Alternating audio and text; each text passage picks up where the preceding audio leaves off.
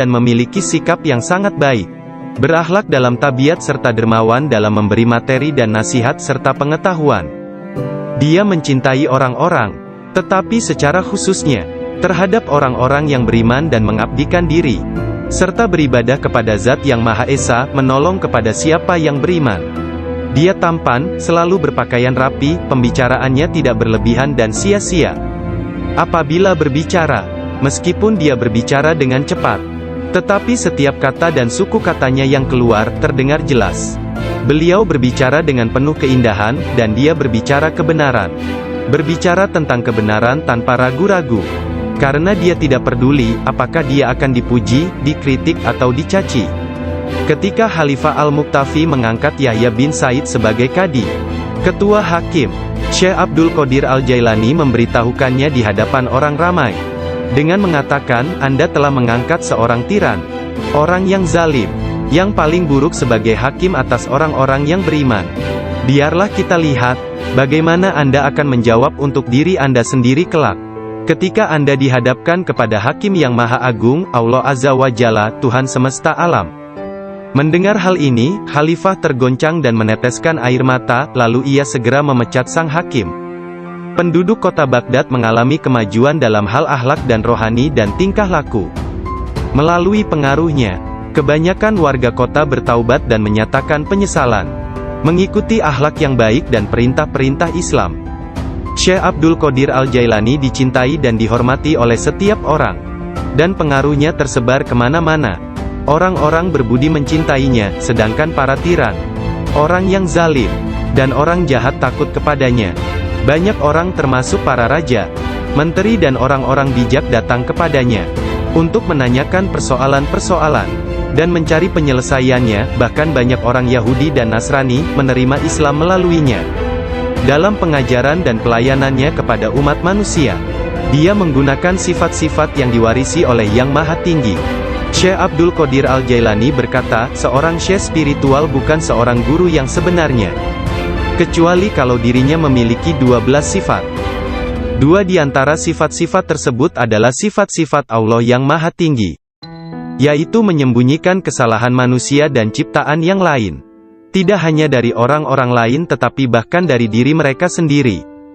Dan memiliki rasa kasih dan kemauan memaafkan untuk dosa yang terburuk sekalipun. Dua sifat diwarisi oleh Nabi Muhammad, yaitu cinta dan lemah lembut. Sayyidina Abu Bakar As-Siddiq yang pertama dari keempat khalifah, seorang syekh sejati, mewarisi kebenaran, kejujuran, dan keikhlasan hati, juga ketaatan dan kedermawanan. Dari Sayyidina Umar bin Khattab, yaitu keadilan dan menekankan kebenaran serta mencegah kesalahan. Dari Sayyidina Utsman bin Affan, yaitu kerendahan hati dan bangun serta berdoa ketika manusia lainnya dalam keadaan tertidur. Dan dari Sayyidina Ali bin Abi Thalib, yaitu meninggalkan jasadnya, maka wafatlah kekasih Allah menghadap keharibaan. Nama lengkap Syekh Abdul Qadir Al-Jailani berikut. Nasab dari pihak ayah adalah Abu Muhammad Abdul Qadir bin Abu Sahih Musa bin Janka Dausat, Janki Doasti, bin Abdullah, bin Yahya Az-Zahid bin Muhammad bin Dawud, bin Musa bin Abdullah bin Musa Al-Juni bin Abdullah bin Al-Mahdi, bin Hasan Al-Musana bin Hasan bin Ali bin Abi Thalib dan Fatimah Az-Zahra. Silsilah nasab Syekh Abdul Qadir Al-Jailani bersambung kepada Nabi Muhammad Rasulullah. Dari putri beliau yang bernama Sayyidah Fatimah Az-Zahra, istri Sayyidina Ali bin Abi Thalib. Adapun silsilah dari ibunya adalah Abdul Qadir bin Fatimah binti Abdullah bin Abu Jamaluddin bin Tahir bin Abdullah bin Kamaluddin Isa bin Muhammad Al-Jawad bin Ali Ar-Rida bin Musa Al-Kazim bin Jafar As-Sadiq bin Muhammad Al-Bakir bin Ali Zainul Abidin bin Husain bin Ali bin Abi Thalib. Sepanjang masa bayinya, Syekh Abdul Qadir Jailani tidak pernah makan selama bulan puasa. Suatu ketika pada awal Ramadan, cuaca mendung dan orang-orang tidak dapat melihat bulan baru. Tidak tahu apakah bulan Ramadan sesungguhnya telah masuk atau belum. Mereka datang kepada Ummul Khair Fatimah, ibunda Syekh Abdul Qadir, dan menanyakan apakah si anak sudah makan hari itu. Karena dia belum makan, mereka menetapkan bahwa puasa telah dimulai. Abdul Qadir Al-Jailani menceritakan, ketika kecil, Setiap hari aku selalu didatangi seorang malaikat dalam bentuk pemuda tampan. Dia berjalan bersamaku dari rumah ke madrasah, dan membuat anak-anak lain di dalam kelas memberiku tempat di barisan pertama. Dia tinggal bersamaku sepanjang hari dan kemudian membawaku pulang ke rumah. Dalam sehari, aku belajar lebih banyak daripada murid lain yang belajar dalam 1 minggu. Awalnya aku tidak tahu siapa dia. Suatu hari, aku bertanya kepadanya, dan dia berkata, "Aku salah satu malaikat Allah. Dia mengirim dan memerintahku untuk bersamamu selama engkau belajar." Beliau kembali menceritakan mengenai masa kanak-kanaknya. Dia berkata, "Setiap kali ingin pergi bermain dengan anak-anak lain, aku mendengar satu suara berkata, 'Datanglah kepadaku sebagai gantinya, wahai orang yang diberkati. Datanglah kepadaku.' Dalam keadaan ketakutan, aku pergi dan mencari ketenangan di balik lengan ibuku. Sekarang, bahkan dalam ketaatan penuh dan halwat yang panjang, aku tidak dapat mendengar dengan jelas suara tersebut." Ketika Abdul Qadir Al-Jailani ditanya oleh seseorang, apa kuncinya yang membawa dirinya pada tingkatan spiritual yang tinggi, beliau berkata, "Kejujuran yang telah aku janjikan kepada ibuku." Abdul Qadir Al-Jailani menceritakannya sebagai berikut. Suatu hari, malam Aidul Adha, aku pergi ke ladang kami untuk membantu menggarap tanah. Semasa aku berjalan di belakang lembu jantan, dia memalingkan kepalanya dan memandangku seraya berkata, "Engkau tidak diciptakan untuk pekerjaan ini." Sungguh, aku sangat ketakutan dan berlari ke rumah dan memanjat ke atap rumah petak bertingkat. Ketika melihat keluar, tiba-tiba aku melihat para jemaah haji sedang berkumpul wukuf di Padang Arafah. Di Arabia, tepat di depanku. Lalu aku segera pergi menemui ibuku, yang waktu itu sudah menjadi janda, dan meminta kepadanya, "Kirimlah aku ke jalan kebenaran, dan berilah aku izin untuk pergi ke Baghdad, untuk mendapatkan ilmu pengetahuan bersama-sama orang bijak, dan orang-orang yang dekat kepada Allah Azza wa Jalla." Ibu bertanya kepadaku, "Apa alasan permintaanmu yang tiba-tiba tersebut?" Aku mengatakan kepadanya apa yang telah terjadi pada diriku. Beliau menangis mendengar ceritaku, lalu mengeluarkan 80 keping emas. Semuanya adalah warisan ayahku. Dia menyisihkan 40 untuk saudaraku yang laki-laki. 40 keping lainnya dijahit di bagian ketiak mantelku. Kemudian dia mengizinkan untuk meninggalkan dirinya.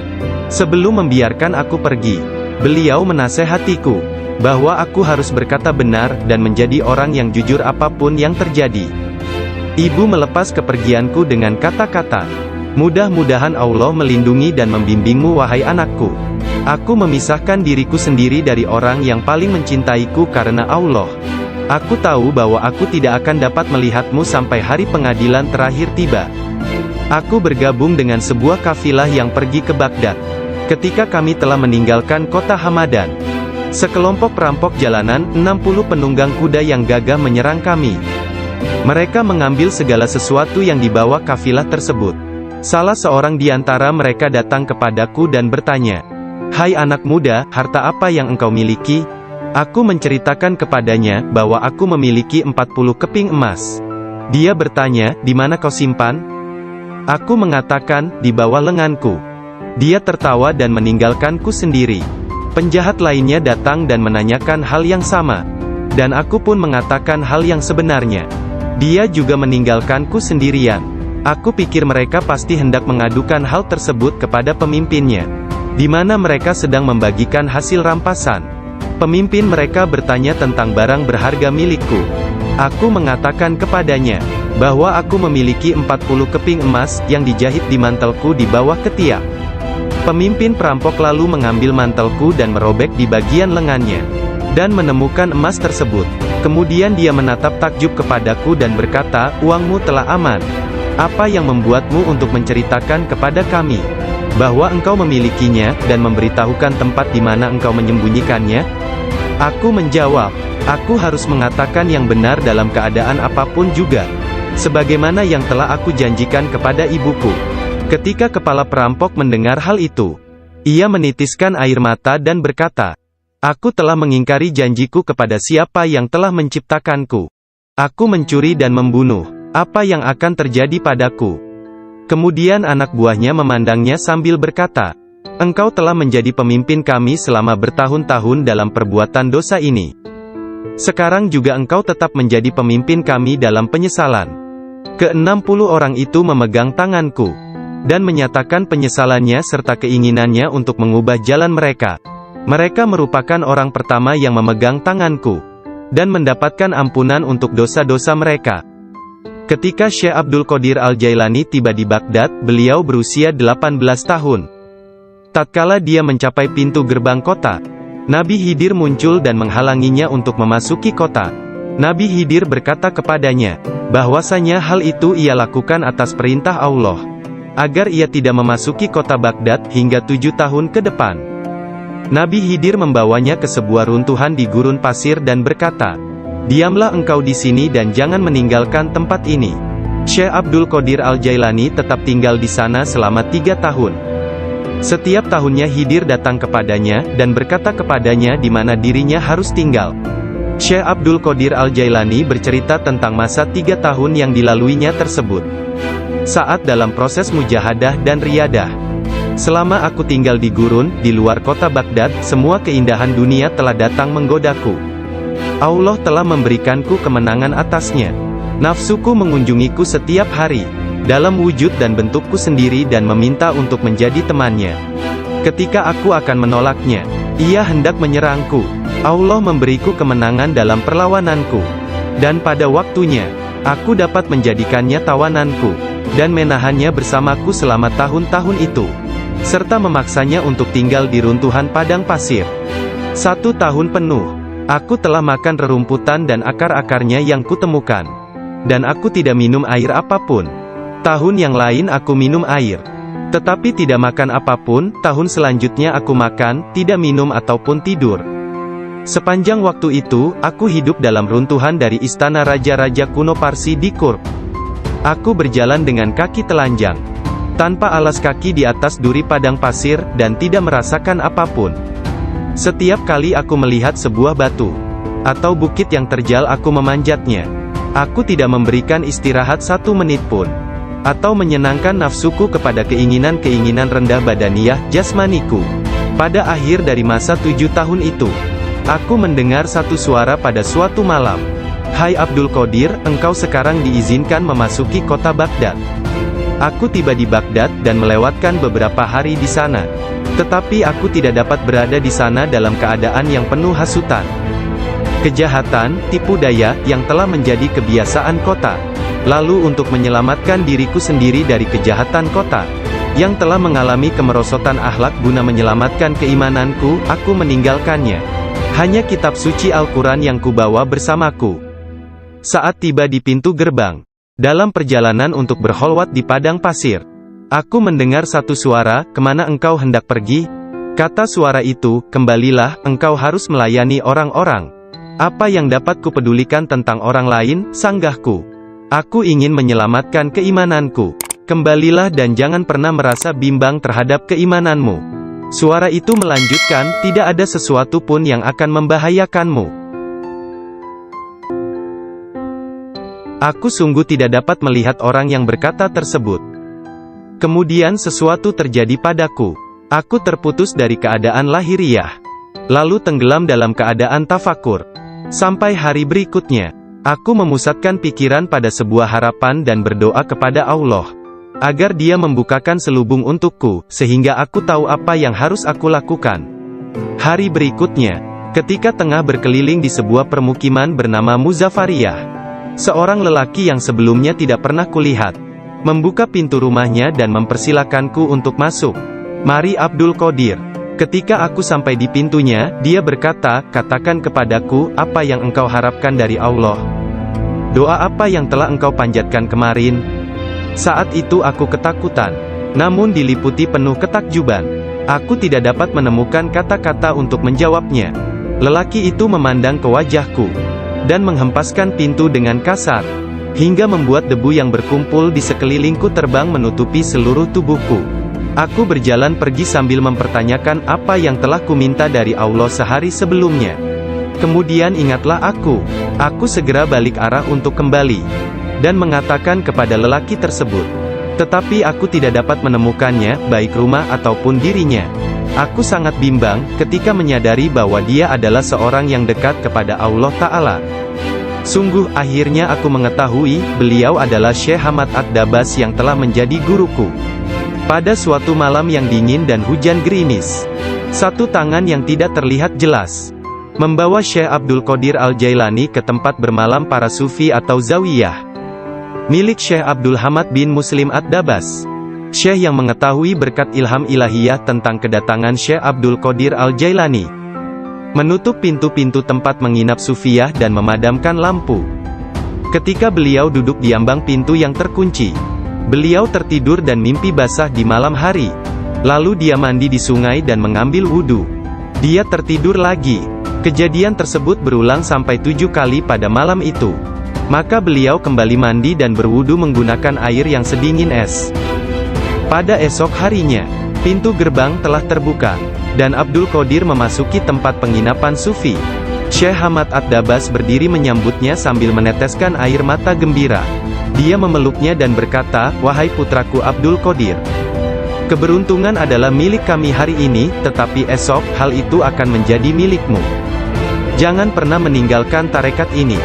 Syekh Hamad Ad-Dabas menjadi guru pertama Syekh Abdul Qadir Al-Jailani dalam ilmu pengetahuan tentang kesufian. Dengan memegang tangannya dia mengucapkan sumpah atau berbaiat dan mengikuti jalan kaum sufi. Syekh Abdul Qadir Al-Jailani menceritakan, "Aku banyak belajar dengan guru di Baghdad.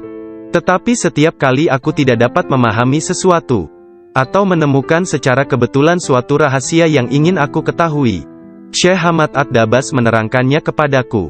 Kadang-kadang aku meninggalkannya untuk mencari pengetahuan dari syekh yang lain tentang tauhid, hadis, fikih dan ilmu-ilmu lainnya.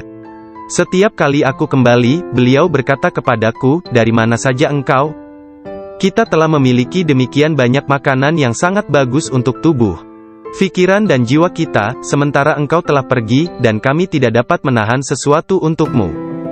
Pada waktu lain, beliau berkata, "Demi Allah, kemanakah engkau pergi? Adakah seseorang di sekitar sini, yang mengetahui lebih banyak daripadamu?" Para darwis atau para sufi akan mengusikku secara terus-menerus dan berkata, "Engkau adalah seorang ahli hukum atau ahli fikih, ahli sastra, ahli pengetahuan dan seorang ulama atau alim syariat. Urusan apa yang engkau miliki di antara kita? Mengapa engkau tidak keluar dari sini?" Syekh Hamad Ad-Dabas memarahi mereka dan berkata, "Betapa memalukan kalian ini. Aku bersumpah bahwa tidak ada seorang pun seperti dia di antara kalian. Tidak ada seorang pun di antara kalian yang akan naik di atas jari kakinya. Jika kalian berpikir aku kasar terhadapnya dan engkau meniruku, aku melakukannya untuk membawanya kepada kesempurnaan dan mengujinya. Aku melihat dia dalam dunia spiritual yang keras seperti batu, besar seperti gunung." Syekh Abdul Qadir Al-Jailani merupakan contoh tauladan terbesar dari kenyataan bahwa dalam Islam, mencari ilmu pengetahuan adalah kewajiban suci untuk semua orang, laki-laki dan perempuan dari ayunan hingga liang kubur. Dia menjadi orang bijak terbesar di zamannya. Dia menghafal Al-Quran Al-Karim, dan mempelajari penafsirannya dari Ali Abul Wafa Al-Kail, Abu Hatab Mahfuz, dan Abul Hasan Muhammad Al-Qadi. Menurut beberapa sumber, Abdul Qadir Al-Jailani belajar dengan Qadi Abu Said Al-Mubarak bin Muharrami, ulama terbesar pada zamannya di Baghdad. Meskipun telah mempelajari ilmu-ilmu pengetahuan tentang jalan mistik dari Syekh Hamad Ad-Dabas, dan memasuki jalan tasawuf melalui tangannya, namun Syekh Abdul Qadir Al-Jailani telah diberi hirkah, jubah kesufian, sebagai simbol dari jubah Rasulullah oleh Qadi Abu Said. Garis silsilah ijazah spiritual dari Qadi Abu Said Al-Mubarak bin Ali Al-Muharrami, melalui Syekh Abu Hasan Ali bin Muhammad Al-Qurashi, dari Abul Faraj At-Tursusi dari At-Tamimi, dari Syekh Abu Bakar As-Shibli dari Abul Qasim Al-Junaid, dari Sari As-Sakati dari Ma'ruf Al-Karhi, dari Dawud At-Tayyah dari Habib Al-Jami, dari Hasan Al-Basri dari Imam Ali bin Abi Talib. Imam Ali menerima hirkah, jubah kesufian, dari tangan mulia Nabi Muhammad kekasih Allah, Tuhan semesta alam, dan beliau menerimanya dari malaikat utama Jibril alaihi salam, yang menerimanya dari kebenaran Tuhan, Allah Azza wa Jalla. Seseorang bertanya kepada Syekh Abdul Qadir Al-Jailani, apakah yang dia terima dari Allah Ta'ala? Beliau menjawab, tingkah laku dan pengetahuan yang baik. Qadi Abu Said Al-Muharrami berkata, sesungguhnya Abdul Qadir Al-Jailani menerima hirkah dari tanganku. Tetapi aku juga menerima hirkah dari tangannya. Qadi Abu Said Al-Muharrami mengajar di sebuah madrasah miliknya sendiri, di Babul Az di Baghdad. Kemudian dia memberikan madrasah tersebut kepada Syekh Abdul Qadir Al-Jailani, yang mulai mengajar di sana. Syekh Abdul Qadir Al-Jailani telah berusia 50 tahun lebih pada waktu itu. Kata-kata dan ucapannya mempesona dan menakjubkan, sehingga menggugah hati orang-orang yang mendengarnya. Para murid dan jemaahnya semakin berkembang pesat dalam jumlah yang banyak, sehingga tidak ada tempat, baik di dalam ataupun di sekitar madrasah tersebut, untuk menampung para pengikutnya. Syekh Abdul Qadir Al-Jailani berkata mengenai permulaan mengajarnya. Pada suatu pagi aku melihat Rasulullah, beliau bertanya kepadaku, mengapa engkau tidak berbicara? Aku berkata, aku adalah orang Persia, bagaimana aku dapat berbicara dengan bahasa Arab yang indah dari Baghdad? Buka mulutmu, beliau berkata, dan kulakukan perintah beliau. Nabi Muhammad lantas meniup nafasnya ke mulutku 7 kali. Lalu berkata, pergilah, tunjukilah umat manusia, dan ajaklah mereka kepada jalan Tuhanmu, dengan bijak dan kata-kata indah.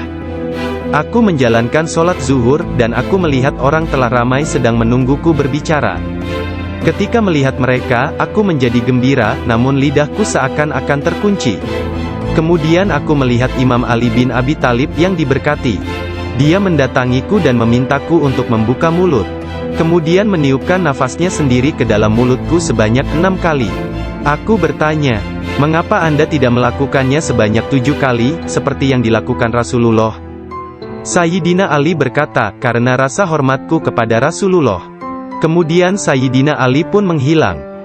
Dari mulutku yang terbuka, keluarlah kata-kata, sesungguhnya fikiran adalah juru selam. Menyelam jauh ke dalam lautan hati untuk menemukan mutiara kebijaksanaan. Ketika dia membawanya ke pantai kemakhlukannya, dia tumpah dalam bentuk kata-kata dari bibirnya.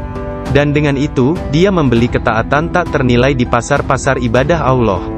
Kemudian aku berkata, dalam suatu malam, seperti salah satu dari malamku, jika seseorang di antaramu hendak membunuh keinginan-keinginan rendahnya, kematian akan terasa begitu manis, sehingga engkau tidak akan dapat merasakan sesuatu yang lain di dunia ini.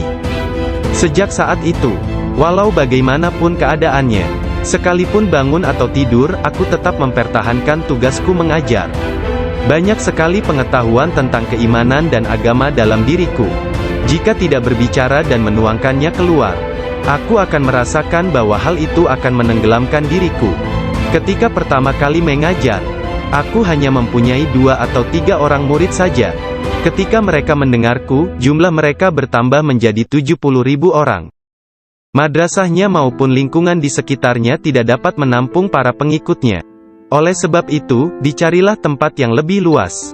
Orang kaya dan orang miskin di Baghdad turut membantu dalam penambahan bangunan-bangunan yang banyak melakukan karomah. Manusia sempurna, yang selalu sadar serta ingat kepada Allah Azza wa Jalla. Muraqabah, berfikir, menerima dan memberi pelajaran. Dia mempunyai hati yang lembut, sifat yang mulia dan wajah yang selalu tersenyum. Dia orang yang peka dan memiliki sikap yang sangat baik. Berakhlak dalam tabiat serta dermawan dalam memberi materi dan nasihat serta pengetahuan. Dia mencintai orang-orang, tetapi secara khususnya, terhadap orang-orang yang beriman dan mengabdikan diri, serta beribadah kepada Zat yang Maha Esa, menolong kepada siapa yang beriman. Dia tampan, selalu berpakaian rapi, pembicaraannya tidak berlebihan dan sia-sia. Apabila berbicara, meskipun dia berbicara dengan cepat, tetapi setiap kata dan suku katanya yang keluar, terdengar jelas. Beliau berbicara dengan penuh keindahan, dan dia berbicara kebenaran.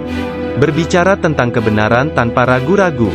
Karena dia tidak peduli, apakah dia akan dipuji, dikritik atau dicaci.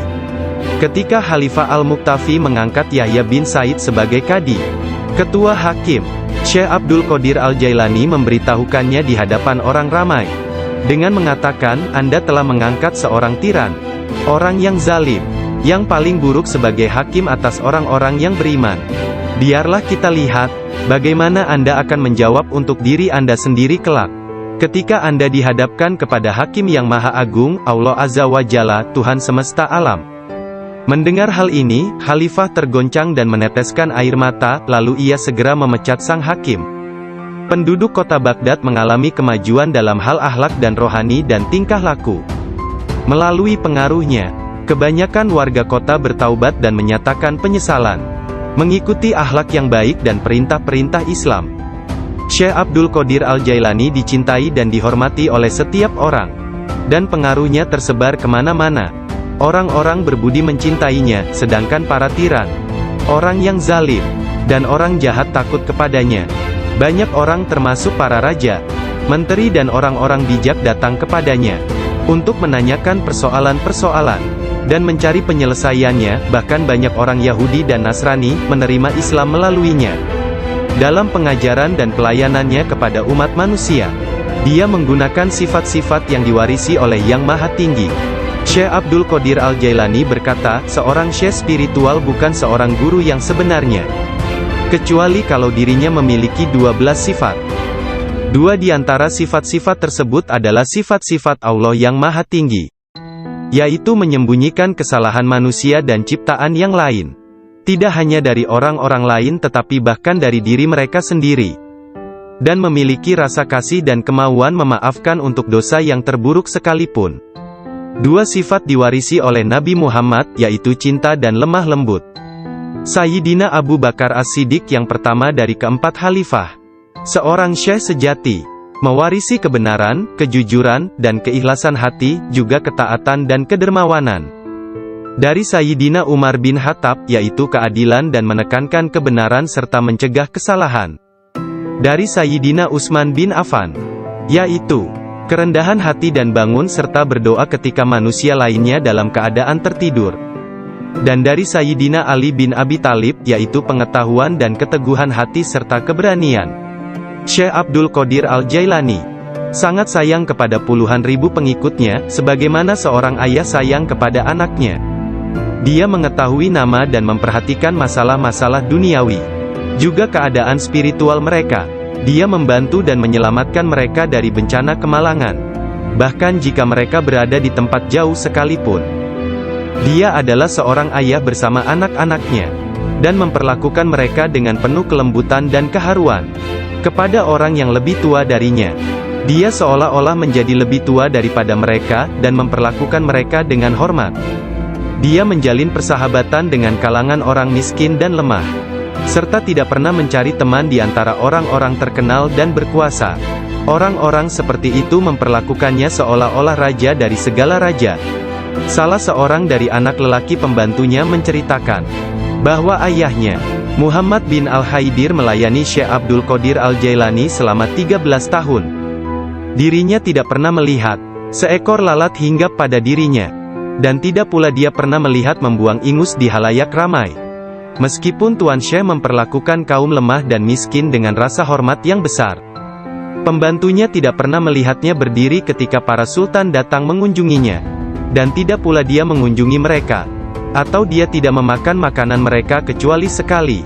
Ketika seorang raja datang berkunjung kepadanya, dia meninggalkan ruang jamuan, dan datang kembali setelah raja dan pesta jamuannya selesai, sehingga mereka akan menyambutnya dengan berdiri. Ketika dia menulis surat kepada Khalifah, Khalifah mengatakan bahwa Syekh Abdul Qadir Al-Jailani memerintahkannya untuk melakukan ini atau itu, dan bahwa hal itu merupakan kewajiban bagi Khalifah untuk mentaatinya, karena dia adalah pemimpin mereka. Apabila Khalifah menerima surat seperti itu, dia akan mencium surat itu sebelum dia membacanya dan berkata, Syekh Abdul Qadir Al-Jailani benar. Sesungguhnya dia mengatakan kebenaran. Abu Hasan, salah seorang hakim agung pada masa itu, menceritakan, aku mendengar Khalifah Al-Muqtafi berkata kepada menterinya Ibnu Hubaira, Syekh Abdul Qadir Al-Jailani mentertawakanku. Dan hal itu amat jelas bagi orang-orang di sekitarnya, bahwa yang dia maksudkan adalah aku. Dilaporkan kepadaku bahwa dia menunjukkan sebuah pohon kurma di kebunnya dan berkata, engkau lebih baik bekerja, jangan bepergian terlalu jauh, atau aku akan memenggal kepalamu. Sekarang kamu, wahai Ibnu Hubaira, pergi dan berbicaralah kepadanya seorang diri dan katakan, Anda jangan mengejek dan mengancam khalifah. Anda harus tahu bahwa kedudukan khalifah adalah suci dan harus dihormati. Sang Menteri Ibnu Hubairah pun pergi kepada Syekh Abdul Qadir Al-Jailani dan melihatnya sedang berkumpul dengan kerumunan orang ramai. Dalam pembicaraannya pada satu pokok, tiba-tiba Syekh Abdul Qadir menyatakan, "Sesungguhnya aku akan memenggal kepalanya juga." Sang Menteri merasa bahwa yang Syekh maksudkan adalah dia. Sang Menteri pun ketakutan. Dia pun melarikan diri, dan mengisahkan apa yang terjadi terhadap dirinya kepada khalifah. Mendengar kisahnya, sang khalifah meneteskan air mata dan berkata, "Sungguh, Syekh Abdul Qadir Al-Jailani adalah orang yang hebat." Lalu, khalifah pergi sendiri menemui Syekh. Pada pertemuan tersebut, Syekh memberinya banyak nasihat, dan khalifah tak bisa membendung air matanya dan terus menangis. Meskipun sangat belas kasihan, dan memiliki pribadi dan sikap yang sangat baik, lemah lembut dan mencintai, menepati janji, adil dan keras dalam pengadilannya, Syekh Abdul Qadir Al-Jailani tidak pernah memperlihatkan kemarahan. Apabila kesalahan tersebut hanya menyangkut pribadinya, tetapi sesuatu kesalahan yang dilakukan terhadap keimanan dan agama, dia akan marah besar dan memberi hukuman yang berat. Syekh Abu Najib As-Surawardi menceritakan, pada tahun 523 Hijriyah, aku bersama Syekh Hamad, guru Syekh Abdul Qadir Al-Jailani yang juga hadir. Ketika itu Syekh Abdul Qadir Al-Jailani membuat pernyataan keras. Mendengar itu, Syekh Hamad berkata kepadanya, "Wahai Abdul Qadir, engkau berbicara terlalu angkuh. Aku khawatir Allah tidak ridha kepadamu." Syekh Abdul Qadir Al-Jailani meletakkan tangannya di atas dada Syekh Hamad lalu berkata, "Lihat telapak tanganku dengan mata hati, dan berkata lagi, dan katakan kepadaku, apa yang tertulis di atasnya." Ketika Syekh Hamad tidak dapat mengatakannya, Syekh Abdul Qadir Al-Jailani mengangkat tangan dari dada Syekh Hamad, dan memperlihatkan tangan tersebut kepadanya. Di atasnya tertulis tulisan bercahaya, yakni, dia menerima 70 janji dari Allah, bahwa dia tidak akan pernah dikecewakan. Syekh Hamad melihatnya. Dia berkata, "Tidak akan pernah ada yang mampu keberatan pada orang yang diberkati dengan janji ilahiyah seperti itu. Tidak ada seorang pun dapat berkeberatan kepadanya. Allah Ta'ala memberkati siapa saja yang Dia kehendaki di antara hamba-hambanya." Syekh Abdul Qadir Al-Jailani sering berkata, "Tidak ada seorang pun di antara muridku akan mati sebelum mereka taubat penuh penyesalan. Mereka semua akan mati sebagai hamba-hamba Allah yang beriman. Masing-masing di antara pengikutku akan menyelamatkan 7 orang saudaranya yang berdosa dari api neraka. Seandainya jauh di barat sana, kemaluan salah seorang dari pengikutku tersingkap secara tiba-tiba karena kecerobohannya, kami, meskipun berada jauh di timur, akan menutupinya sebelum seseorang dapat melihatnya. Aku telah diberi sebuah kitab, yaitu sebuah kitab yang panjangnya sejauh mata memandang, berisi semua nama orang yang akan mengikutiku hingga akhir zaman. Dengan berkat Allah Ta'ala, kami akan menyelamatkan mereka semua. Semua orang yang mengikatkan diri mereka kepada Syekh Abdul Qadir Al-Jailani senantiasa damai dan bergembira." Seseorang bertanya kepada Syekh Abdul Qadir Al-Jailani, "Anda tahu kedudukan para pengikut Anda yang soleh, dan apa yang menanti mereka di akhirat? Akan tetapi, bagaimana tentang mereka yang buruk?" Beliau menjawab, "Orang-orang yang soleh sayang kepadaku dan aku menyayanginya, demi menyelamatkan mereka yang buruk." Seorang wanita muda menjadi pengikut Syekh Abdul Qadir Al-Jailani yang tinggal di Sri Lanka. Pada suatu hari, dia diserang di sebuah tempat yang sepi oleh seorang lelaki yang hendak memperkosanya. Dalam keadaan tidak berdaya, dia berteriak, "Selamatkan aku, wahai Syekhku Abdul Qadir Al-Jailani." Saat itu, Syekh Abdul Qadir Al-Jailani sedang mengambil wudhu di Baghdad. Orang-orang melihat Syekh tiba-tiba berhenti, kemudian dengan marah, dia mengambil terompahnya, sandal, dan melemparkannya ke atas. Mereka tidak melihat terompah tersebut jatuh. Ternyata, terompah tersebut jatuh di atas kepala orang yang sedang menyerang gadis muda itu di Sri Lanka. Dan pria tersebut pun meninggal dunia. Disebutkan bahwa terompah tersebut tetap berada di sana, disimpan sebagai barang peninggalan. Syekh At-Tustari menceritakan bahwa suatu hari para pengikut Syekh Abdul Qadir Al-Jailani di Baghdad mencari Syekh Abdul Qadir Al-Jailani kemana-mana, Tiba-tiba seseorang berkata kepada mereka, bahwa dirinya telah melihat Syekh Abdul Qadir Al-Jailani sedang berjalan menuju ke sungai Tigris. Lalu para muridnya berlarian menuju ke sana hendak menyusulnya. Ketika sampai di sungai tersebut, mereka melihat syekhnya itu sedang berada di tengah sungai, berjalan di atas air menuju ke arah mereka. Semua ikan pada waktu itu menjulurkan kepalanya ke atas permukaan air, dan memberi salam kepada Syekh Abdul Qadir Al-Jailani. Hal itu terjadi pada waktu sholat zuhur. Mereka melihat di atas mereka selembar sejadah yang luas membentang di atas kepala mereka, menutupi seluruh langit. Sajadah tersebut berwarna hijau dan di permukaannya bersulamkan ayat-ayat dari emas dan perak. Sejadah tersebut melayang seperti sejadah terbangnya Nabi Sulaiman, dan turun ke bumi. Orang-orang merasa takjub, diam dan dengan tenang mereka berjalan menuju kepadanya. Syekh Abdul Qadir Al-Jailani berpakaian indah, melangkah di atas sejadah tersebut, dan memimpin mereka melakukan sholat di atasnya. Ketika dia mengangkat tangannya dan mengucapkan Allahu Akbar, seluruhnya seolah-olah menggemakan suara yang sama.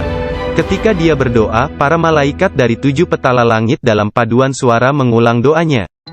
Ketika dia mengucapkan, segala puji syukur hanya bagi Allah semata, sebuah cahaya hijau keluar dari mulutnya, menyelimuti langit.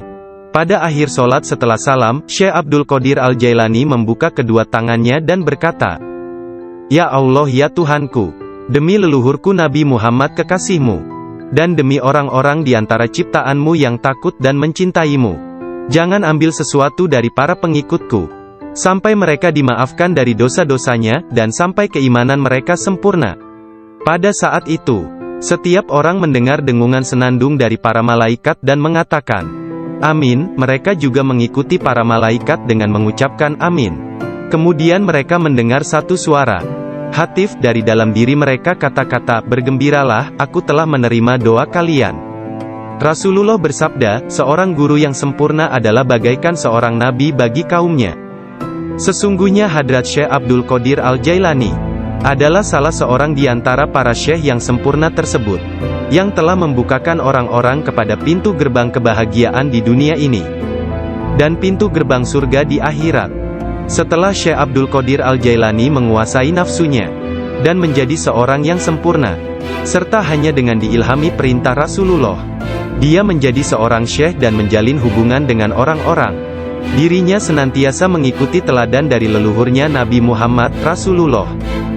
Ketika pengaruh ajaran Syekh Abdul Qadir Al-Jailani tersebar ke seluruh pelosok dunia, banyak di antara murid-muridnya mendapat kedudukan penting dan banyak pejabat, pegawai pemerintah, yang menjadi muridnya sesuai kemampuan mereka, kualitas dunia dalam batin dan tingkatan spiritual. Dia memerintahkan banyak di antara murid-muridnya untuk bertindak sebagai wakil-wakilnya. Di antaranya ada yang menjadi guru spiritual dan yang lainnya sebagai hakim. Bahkan di antara muridnya ada yang menjabat sebagai gubernur dan para pemegang kekuasaan dunia. Syekh Abdul Qadir Al-Jailani telah menyerahkan diri secara mutlak kepada Allah Azza wa Jalla.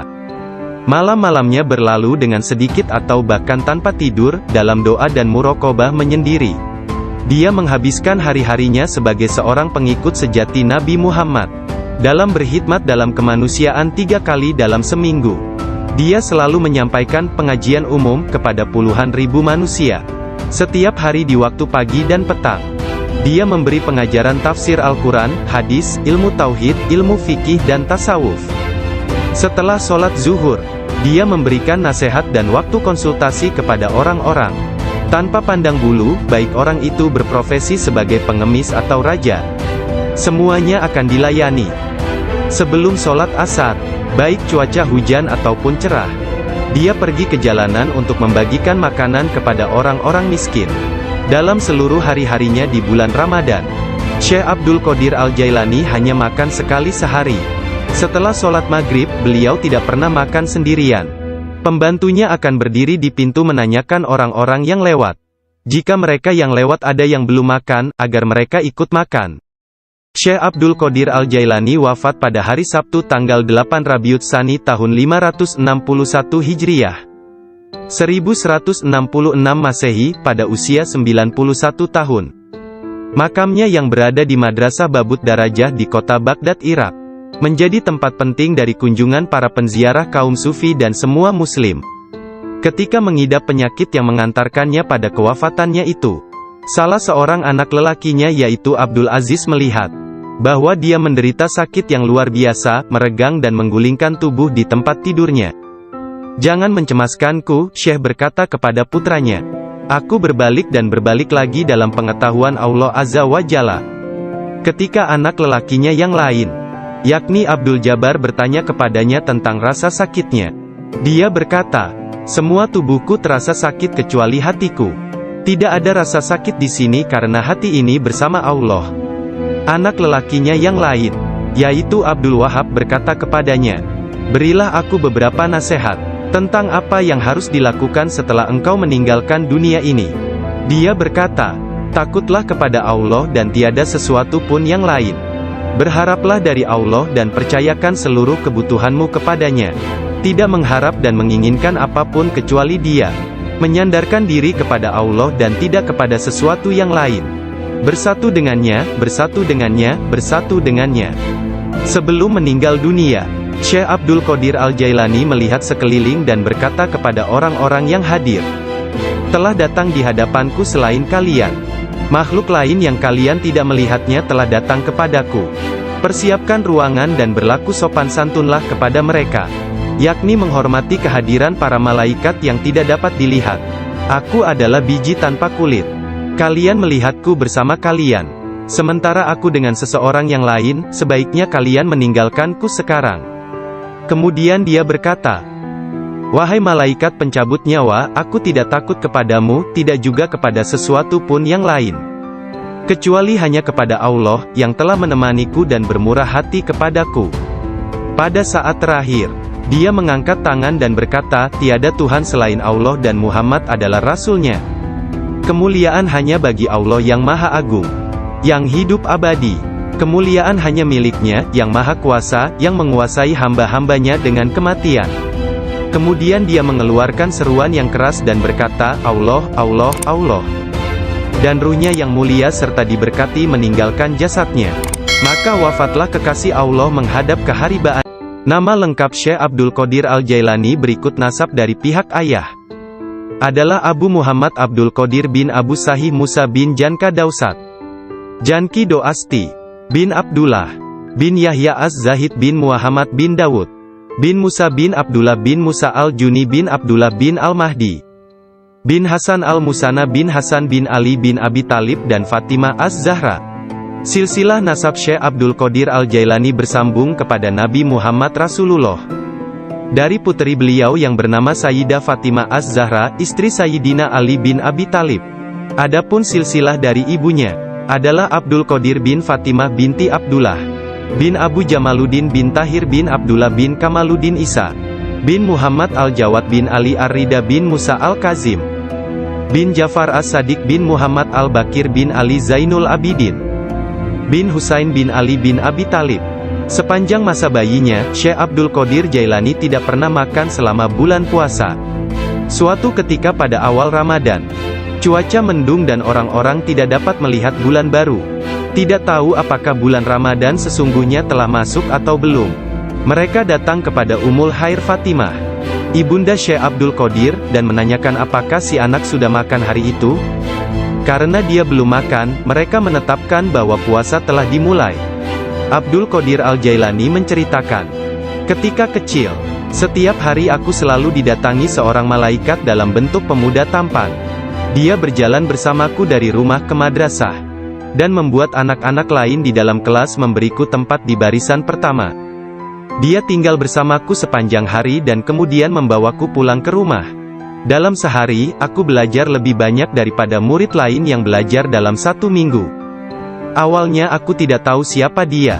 Suatu hari, aku bertanya kepadanya, dan dia berkata, 'Aku salah satu malaikat Allah. Dia mengirim dan memerintahku untuk bersamamu selama engkau belajar.' Beliau kembali menceritakan mengenai masa kanak-kanaknya. Dia berkata, 'Setiap kali ingin pergi bermain dengan anak-anak lain, aku mendengar satu suara berkata, "Datanglah kepadaku sebagai gantinya, wahai orang yang diberkati. Datanglah kepadaku." Dalam keadaan ketakutan, aku pergi dan mencari ketenangan di balik lengan ibuku. Sekarang, bahkan dalam ketaatan penuh dan halwat yang panjang, aku tidak dapat mendengar dengan jelas suara tersebut. Ketika Abdul Qadir Al-Jailani ditanya oleh seseorang, apa kuncinya yang membawa dirinya pada tingkatan spiritual yang tinggi? Beliau berkata, kejujuran yang telah aku janjikan kepada ibuku. Abdul Qadir Al-Jailani menceritakannya sebagai berikut. Suatu hari, malam Idul Adha, aku pergi ke ladang kami untuk membantu menggarap tanah. Semasa aku berjalan di belakang lembu jantan, dia memalingkan kepalanya dan memandangku seraya berkata, engkau tidak diciptakan untuk pekerjaan ini. Sungguh, aku sangat ketakutan dan berlari ke rumah dan memanjat ke atap rumah petak bertingkat. Ketika melihat keluar, tiba-tiba aku melihat para jemaah haji sedang berkumpul wukuf di Padang Arafah. Di Arabia, tepat di depanku. Lalu aku segera pergi menemui ibuku, yang waktu itu sudah menjadi janda, dan meminta kepadanya, kirimlah aku ke jalan kebenaran, dan berilah aku izin untuk pergi ke Baghdad, untuk mendapatkan ilmu pengetahuan bersama-sama orang bijak, dan orang-orang yang dekat kepada Allah Azza wa Jalla. Ibu bertanya kepadaku, apa alasan permintaanmu yang tiba-tiba tersebut? Aku mengatakan kepadanya apa yang telah terjadi pada diriku. Beliau menangis mendengar ceritaku, lalu mengeluarkan 80 keping emas. Semuanya adalah warisan ayahku. Dia menyisihkan 40 untuk saudaraku yang laki-laki. 40 keping lainnya dijahit di bagian ketiak mantelku. Kemudian dia mengizinkan untuk meninggalkan dirinya. Sebelum membiarkan aku pergi, beliau menasehatiku bahwa aku harus berkata benar dan menjadi orang yang jujur apapun yang terjadi. Ibu melepas kepergianku dengan kata-kata, mudah-mudahan Allah melindungi dan membimbingmu wahai anakku. Aku memisahkan diriku sendiri dari orang yang paling mencintaiku karena Allah. Aku tahu bahwa aku tidak akan dapat melihatmu sampai hari pengadilan terakhir tiba. Aku bergabung dengan sebuah kafilah yang pergi ke Baghdad.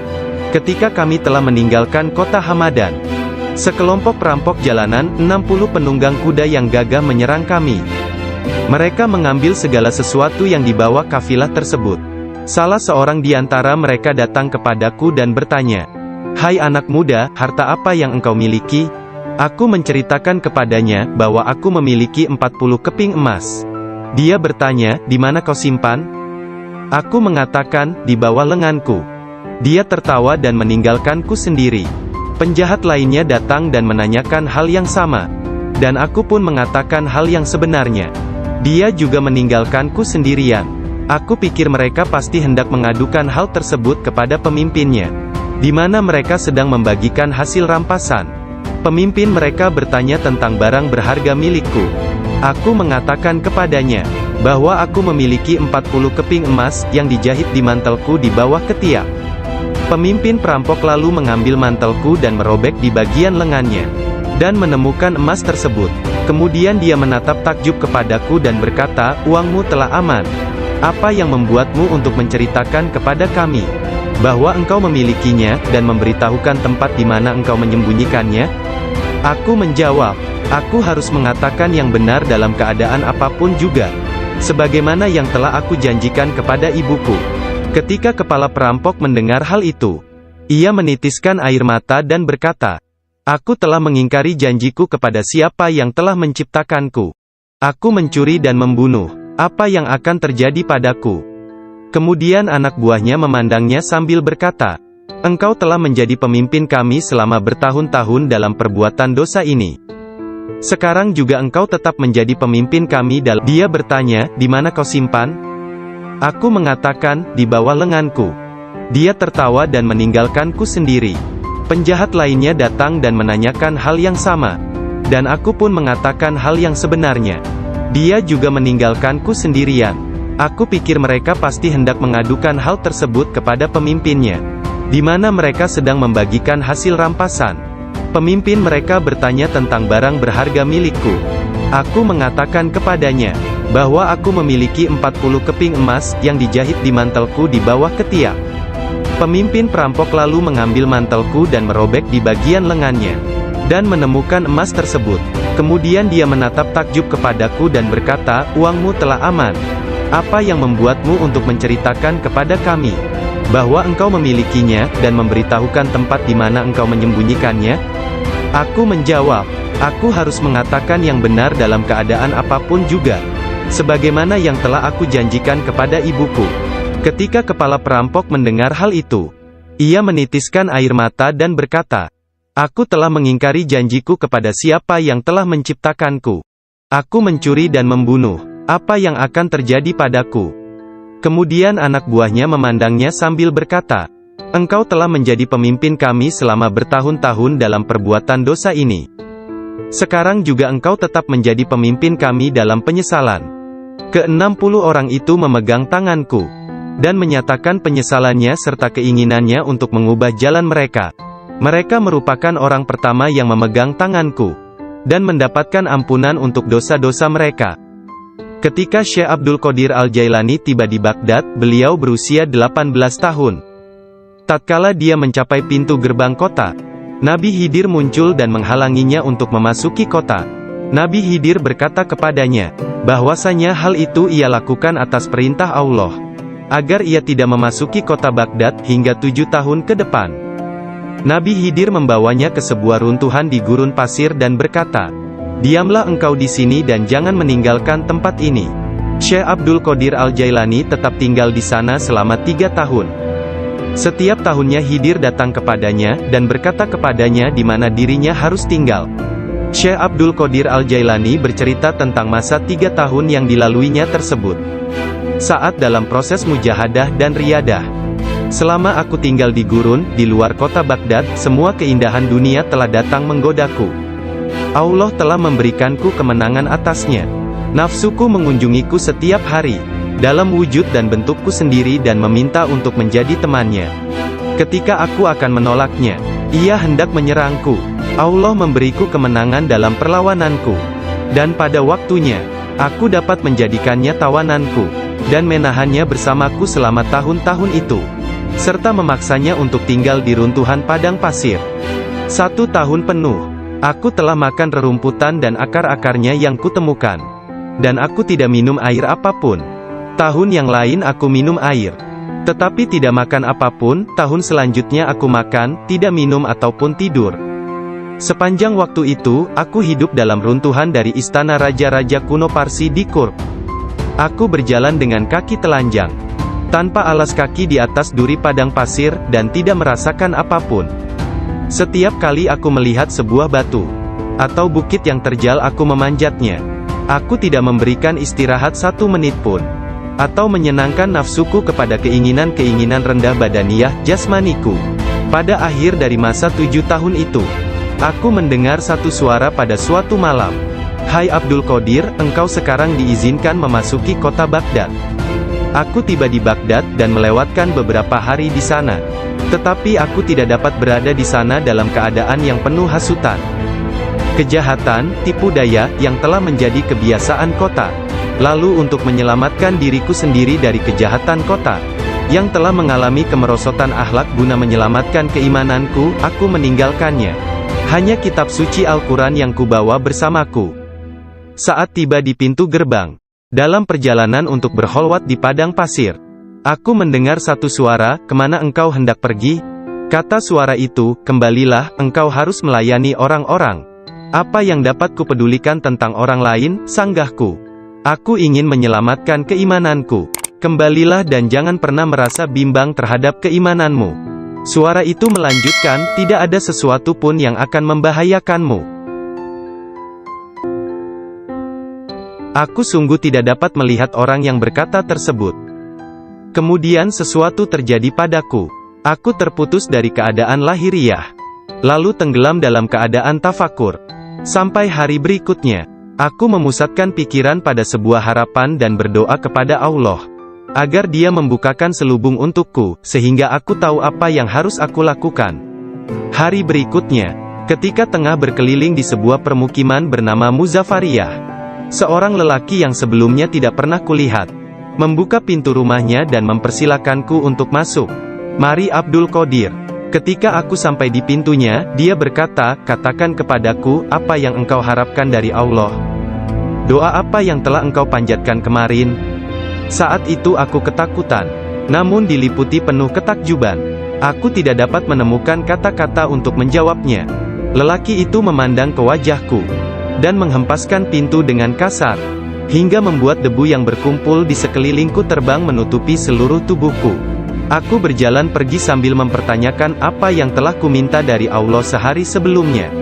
Kemudian ingatlah aku segera balik arah untuk kembali, dan mengatakan kepada lelaki tersebut. Tetapi aku tidak dapat menemukannya, baik rumah ataupun dirinya. Aku sangat bimbang, ketika menyadari bahwa dia adalah seorang yang dekat kepada Allah Ta'ala. Sungguh, akhirnya aku mengetahui, beliau adalah Syekh Hamad Ad-Dabas yang telah menjadi guruku.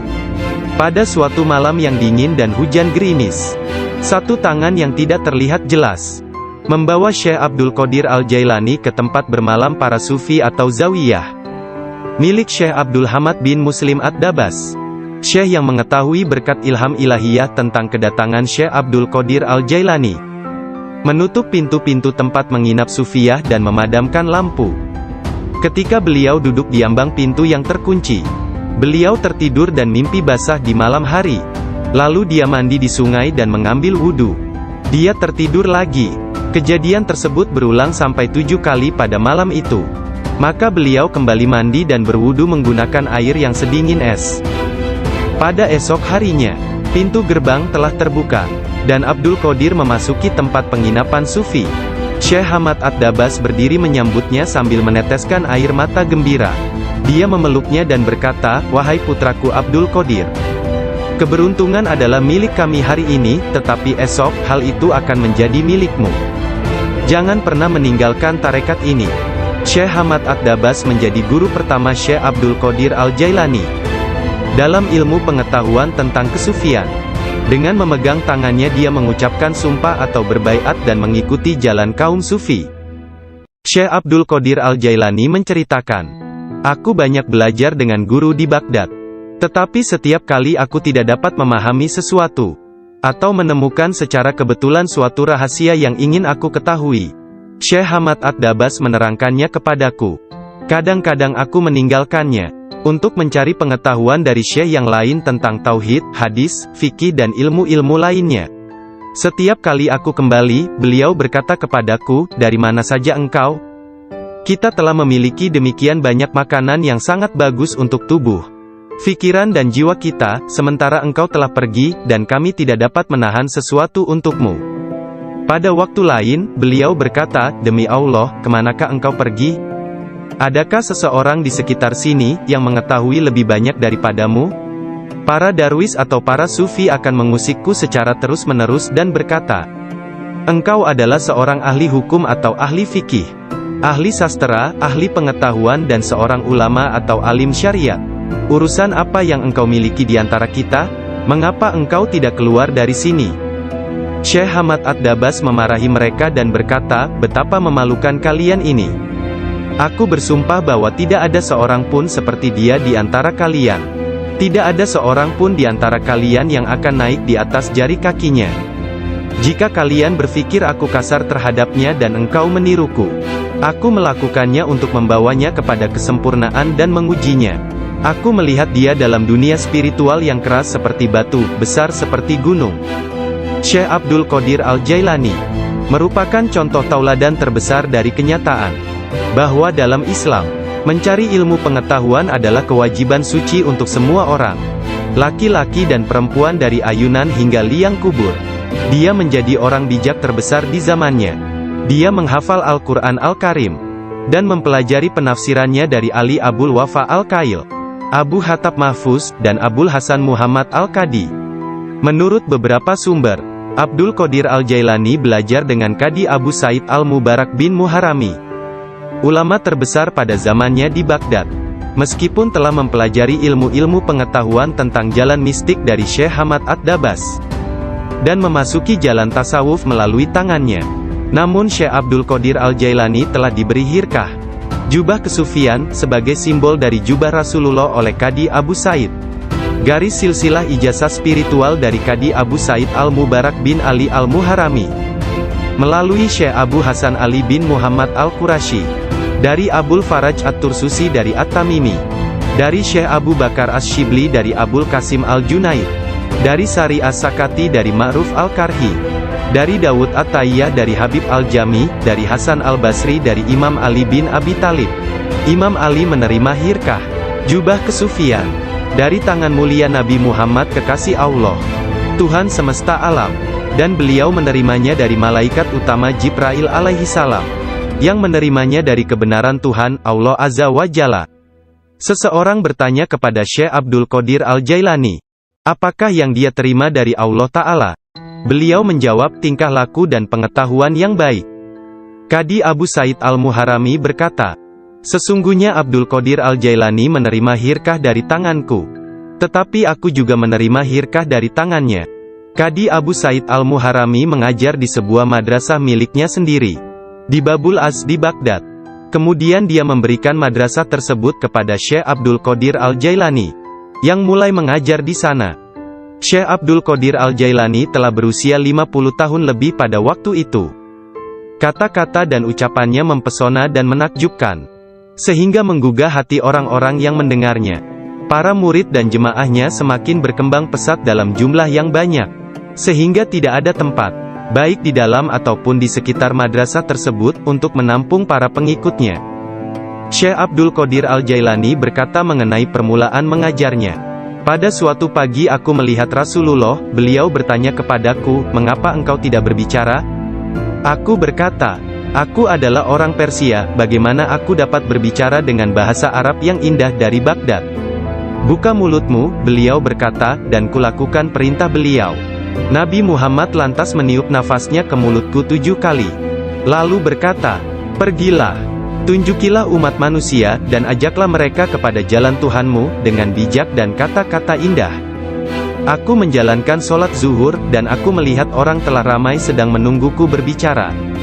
Ketika melihat mereka, aku menjadi gembira, namun lidahku seakan-akan terkunci. Kemudian aku melihat Imam Ali bin Abi Thalib yang diberkati. Dia mendatangiku dan memintaku untuk membuka mulut.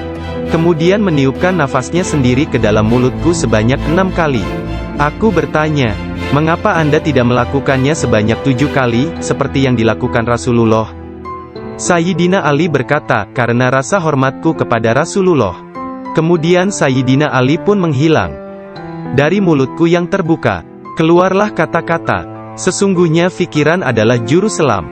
Menyelam jauh ke dalam lautan hati untuk menemukan mutiara kebijaksanaan.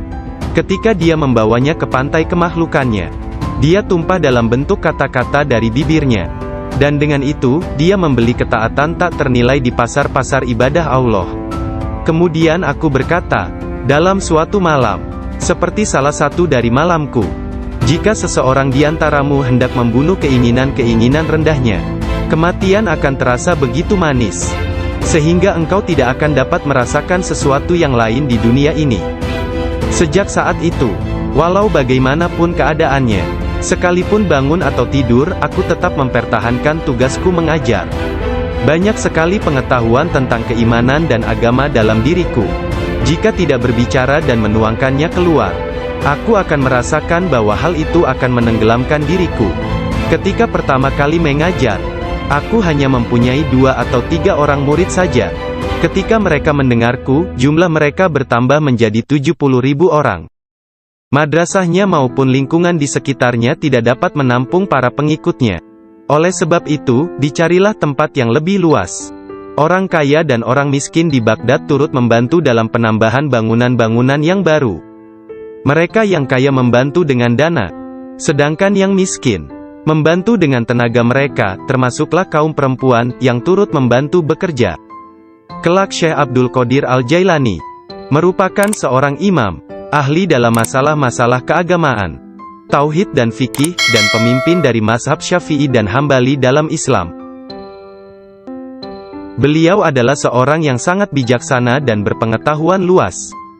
Doanya segera dikabulkan, baik ketika berdoa untuk kebaikan dan berdoa untuk hukuman. Dia adalah seorang yang banyak melakukan karomah. Manusia sempurna, yang selalu sadar serta ingat kepada Allah Azza wa Jalla. Muraqabah, berfikir, menerima dan memberi pelajaran. Dia mempunyai hati yang lembut, sifat yang mulia dan wajah yang selalu tersenyum. Dia orang yang peka dan memiliki sikap yang sangat baik. Berakhlak dalam tabiat serta dermawan dalam memberi materi dan nasihat serta pengetahuan. Dia mencintai orang-orang, tetapi secara khususnya, terhadap orang-orang yang beriman dan mengabdikan diri, serta beribadah kepada Zat yang Maha Esa, menolong kepada siapa yang beriman. Dia tampan, selalu berpakaian rapi, pembicaraannya tidak berlebihan dan sia-sia. Apabila berbicara, meskipun dia berbicara dengan cepat, tetapi setiap kata dan suku katanya yang keluar, terdengar jelas. Beliau berbicara dengan penuh keindahan, dan dia berbicara kebenaran. Berbicara tentang kebenaran tanpa ragu-ragu. Karena dia tidak peduli, apakah dia akan dipuji, dikritik atau dicaci. Ketika Khalifah Al-Muqtafi mengangkat Yahya bin Said sebagai Qadi, Ketua Hakim, Syekh Abdul Qadir Al-Jailani memberitahukannya di hadapan orang ramai, dengan mengatakan, Anda telah mengangkat seorang tiran, orang yang zalim, yang paling buruk sebagai hakim atas orang-orang yang beriman. Biarlah kita lihat, bagaimana Anda akan menjawab untuk diri Anda sendiri kelak. Ketika Anda dihadapkan kepada Hakim yang Maha Agung, Allah Azza wa Jalla, Tuhan semesta alam. Mendengar hal ini, Khalifah tergoncang dan meneteskan air mata, lalu ia segera memecat sang hakim. Penduduk kota Baghdad mengalami kemajuan dalam hal akhlak dan rohani dan tingkah laku. Melalui pengaruhnya, kebanyakan warga kota bertaubat dan menyatakan penyesalan, mengikuti akhlak yang baik dan perintah-perintah Islam. Syekh Abdul Qadir Al-Jailani dicintai dan dihormati oleh setiap orang, dan pengaruhnya tersebar kemana-mana. Orang-orang berbudi mencintainya, sedangkan para tiran, orang yang zalim, dan orang jahat takut kepadanya. Banyak orang termasuk para raja, menteri dan orang-orang bijak datang kepadanya, untuk menanyakan persoalan-persoalan, dan mencari penyelesaiannya. Bahkan banyak orang Yahudi dan Nasrani, menerima Islam melaluinya. Dalam pengajaran dan pelayanannya kepada umat manusia, dia menggunakan sifat-sifat yang diwarisi oleh Yang Maha Tinggi. Syekh Abdul Qadir Al-Jailani berkata, seorang syekh spiritual bukan seorang guru yang sebenarnya, kecuali kalau dirinya memiliki 12 sifat. Dua di antara sifat-sifat tersebut adalah sifat-sifat Allah yang Maha Tinggi, yaitu menyembunyikan kesalahan manusia dan ciptaan yang lain. Tidak hanya dari orang-orang lain tetapi bahkan dari diri mereka sendiri. Dan memiliki rasa kasih dan kemauan memaafkan untuk dosa yang terburuk sekalipun. Dua sifat diwarisi oleh Nabi Muhammad, yaitu cinta dan lemah lembut. Sayyidina Abu Bakar As-Siddiq yang pertama dari keempat khalifah, seorang syekh sejati, mewarisi kebenaran, kejujuran, dan keikhlasan hati, juga ketaatan dan kedermawanan. Dari Sayyidina Umar bin Khattab, yaitu keadilan dan menekankan kebenaran serta mencegah kesalahan. Dari Sayyidina Utsman bin Affan, yaitu kerendahan hati dan bangun serta berdoa ketika manusia lainnya dalam keadaan tertidur. Dan dari Sayyidina Ali bin Abi Thalib, yaitu pengetahuan dan keteguhan hati serta keberanian. Syekh Abdul Qadir Al-Jailani sangat sayang kepada puluhan ribu pengikutnya, sebagaimana seorang ayah sayang kepada anaknya. Dia mengetahui nama dan memperhatikan masalah-masalah duniawi, juga keadaan spiritual mereka. Dia membantu dan menyelamatkan mereka dari bencana kemalangan, bahkan jika mereka berada di tempat jauh sekalipun. Dia adalah seorang ayah bersama anak-anaknya, dan memperlakukan mereka dengan penuh kelembutan dan keharuan. Kepada orang yang lebih tua darinya, dia seolah-olah menjadi lebih tua daripada mereka, dan memperlakukan mereka dengan hormat. Dia menjalin persahabatan dengan kalangan orang miskin dan lemah, serta tidak pernah mencari teman di antara orang-orang terkenal dan berkuasa. Orang-orang seperti itu memperlakukannya seolah-olah raja dari segala raja. Salah seorang dari anak lelaki pembantunya menceritakan, bahwa ayahnya, Muhammad bin Al-Haidir melayani Syekh Abdul Qadir Al-Jailani selama 13 tahun.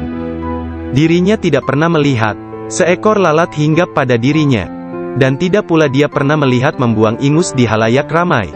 Meskipun Tuan Syekh memperlakukan kaum lemah dan miskin dengan rasa hormat yang besar, pembantunya tidak pernah melihatnya berdiri ketika para sultan datang mengunjunginya, dan tidak pula dia mengunjungi mereka, atau dia tidak memakan makanan mereka kecuali sekali. Ketika seorang raja, setiap hari aku selalu didatangi seorang malaikat dalam bentuk pemuda tampan.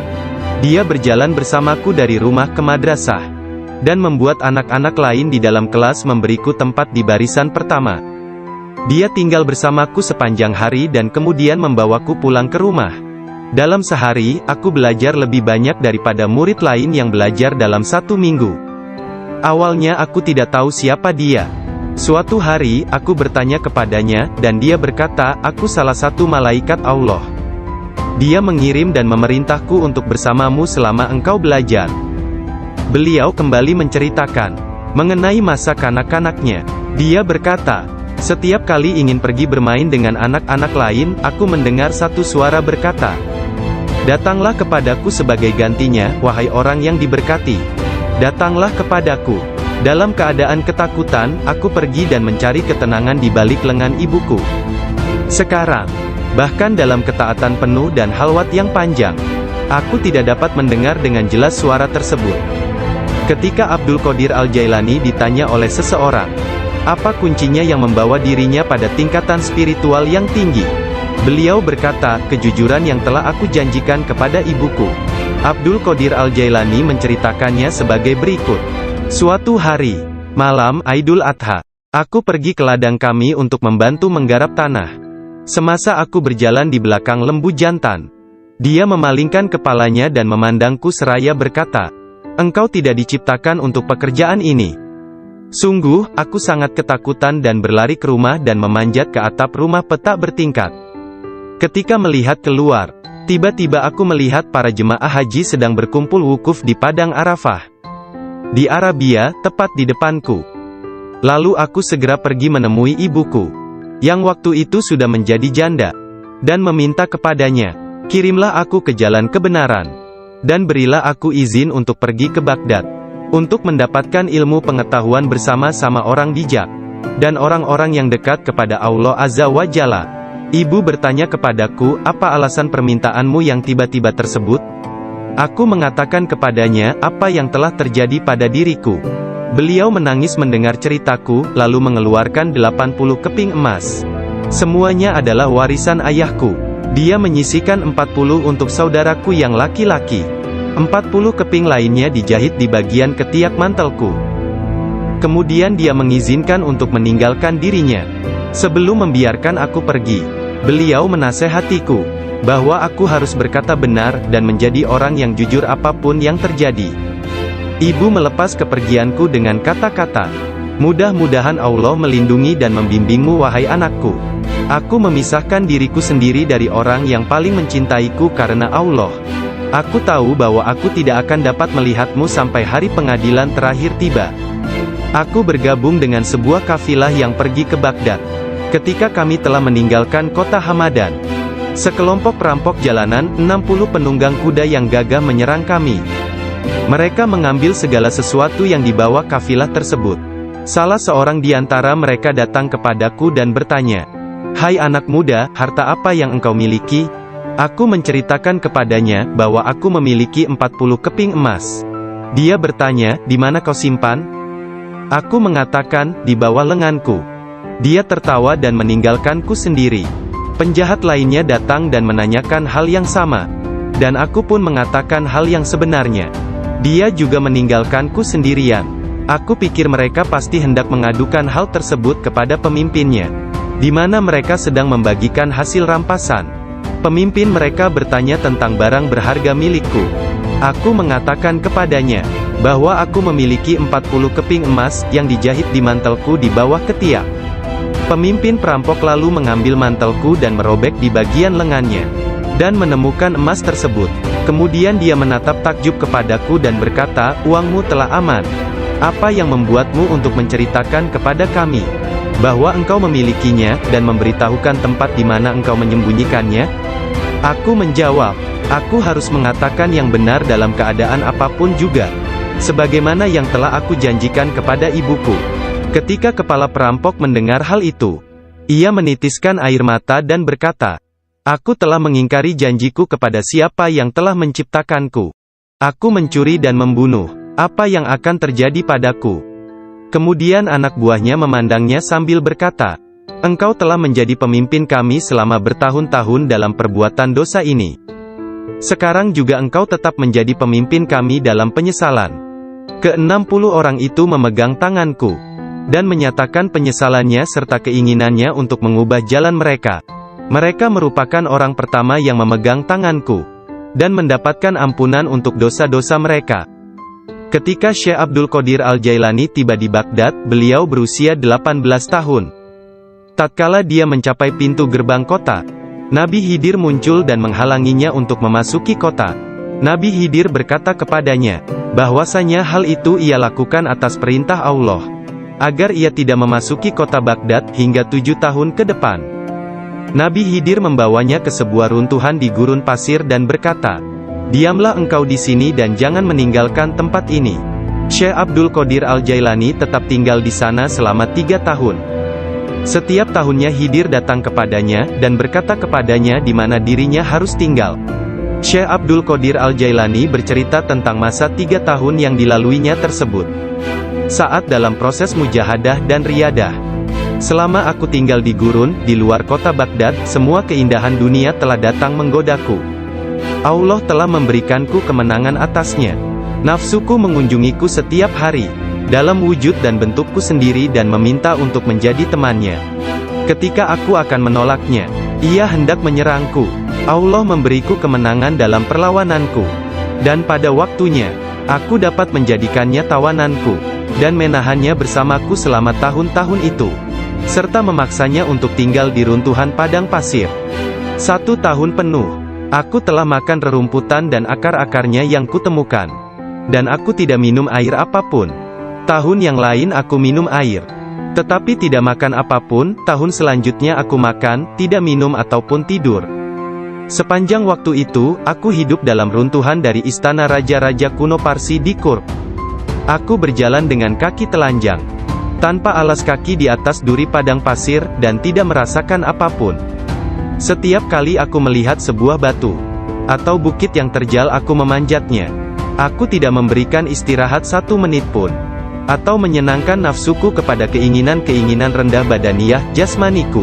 Pada akhir dari masa 7 tahun itu, aku mendengar satu suara pada suatu malam, "Hai Abdul Qadir, engkau sekarang diizinkan memasuki kota Baghdad." Aku tiba di Baghdad dan melewatkan beberapa hari di sana. Tetapi aku tidak dapat berada di sana dalam keadaan yang penuh hasutan, kejahatan, tipu daya, yang telah menjadi kebiasaan kota. Lalu untuk menyelamatkan diriku sendiri dari kejahatan kota, yang telah mengalami kemerosotan akhlak, guna menyelamatkan keimananku, aku meninggalkannya. Hanya kitab suci Al-Quran yang kubawa bersamaku. Saat tiba di pintu gerbang, dalam perjalanan untuk berkholwat di padang pasir, aku mendengar satu suara, "Kemana engkau hendak pergi?" Kata suara itu, "Kembalilah, engkau harus melayani orang-orang." "Apa yang dapat kupedulikan tentang orang lain?" sanggahku. "Aku ingin menyelamatkan keimananku." "Kembalilah dan jangan pernah merasa bimbang terhadap keimananmu." Suara itu melanjutkan, "Tidak ada sesuatu pun yang akan membahayakanmu." Aku sungguh tidak dapat melihat orang yang berkata tersebut. Kemudian sesuatu terjadi padaku. Aku terputus dari keadaan lahiriah, lalu tenggelam dalam keadaan tafakur.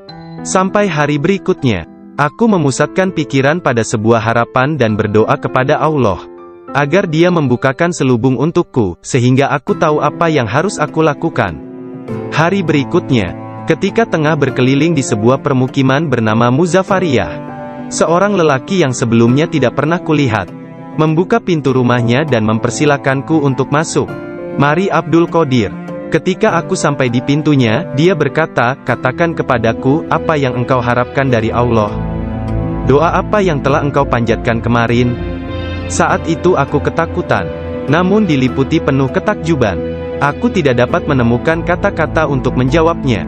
Lelaki itu memandang ke wajahku, dan menghempaskan pintu dengan kasar, hingga membuat debu yang berkumpul di sekelilingku terbang menutupi seluruh tubuhku. Aku berjalan pergi sambil mempertanyakan apa yang telah kuminta dari Allah sehari sebelumnya.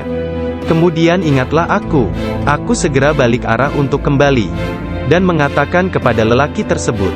Tetapi aku tidak dapat menemukannya, baik rumah ataupun dirinya. Aku sangat bimbang, ketika menyadari bahwa dia adalah seorang yang dekat kepada Allah Ta'ala. Sungguh, akhirnya aku mengetahui, beliau adalah Syekh Hamad Ad-Dabas yang telah menjadi guruku. Pada suatu malam yang dingin dan hujan gerimis, satu tangan yang tidak terlihat jelas membawa Syekh Abdul Qadir Al-Jailani ke tempat bermalam para sufi atau zawiyah, milik Syekh Abdul Hamad bin Muslim Ad-Dabas. Syekh yang mengetahui berkat ilham ilahiyah tentang kedatangan Syekh Abdul Qadir Al-Jailani, menutup pintu-pintu tempat menginap sufiyah dan memadamkan lampu. Ketika beliau duduk di ambang pintu yang terkunci, beliau tertidur dan mimpi basah di malam hari. Lalu dia mandi di sungai dan mengambil wudhu. Dia tertidur lagi. Kejadian tersebut berulang sampai 7 kali pada malam itu. Maka beliau kembali mandi dan berwudhu menggunakan air yang sedingin es. Pada esok harinya, pintu gerbang telah terbuka, dan Abdul Qadir memasuki tempat penginapan sufi. Syekh Hamad Ad-Dabas berdiri menyambutnya sambil meneteskan air mata gembira. Dia memeluknya dan berkata, "Wahai putraku Abdul Qadir, keberuntungan adalah milik kami hari ini, tetapi esok, hal itu akan menjadi milikmu. Jangan pernah meninggalkan tarekat ini." Syekh Hamad Ad-Dabas menjadi guru pertama Syekh Abdul Qadir Al-Jailani dalam ilmu pengetahuan tentang kesufian. Dengan memegang tangannya dia mengucapkan sumpah atau berbaiat dan mengikuti jalan kaum sufi. Syekh Abdul Qadir Al-Jailani menceritakan, "Aku banyak belajar dengan guru di Baghdad. Tetapi setiap kali aku tidak dapat memahami sesuatu, atau menemukan secara kebetulan suatu rahasia yang ingin aku ketahui, Syekh Hamad Ad-Dabas menerangkannya kepadaku. Kadang-kadang aku meninggalkannya untuk mencari pengetahuan dari syekh yang lain tentang tauhid, hadis, fikih dan ilmu-ilmu lainnya. Setiap kali aku kembali, beliau berkata kepadaku, 'Dari mana saja engkau?' Kita telah memiliki demikian banyak makanan yang sangat bagus untuk tubuh, pikiran dan jiwa kita, sementara engkau telah pergi, dan kami tidak dapat menahan sesuatu untukmu." Pada waktu lain, beliau berkata, "Demi Allah, kemanakah engkau pergi? Adakah seseorang di sekitar sini, yang mengetahui lebih banyak daripadamu?" Para darwis atau para sufi akan mengusikku secara terus-menerus dan berkata, "Engkau adalah seorang ahli hukum atau ahli fikih, ahli sastra, ahli pengetahuan dan seorang ulama atau alim syariat. Urusan apa yang engkau miliki di antara kita? Mengapa engkau tidak keluar dari sini?" Syekh Hamad Ad-Dabas memarahi mereka dan berkata, "Betapa memalukan kalian ini. Aku bersumpah bahwa tidak ada seorang pun seperti dia di antara kalian. Tidak ada seorang pun di antara kalian yang akan naik di atas jari kakinya.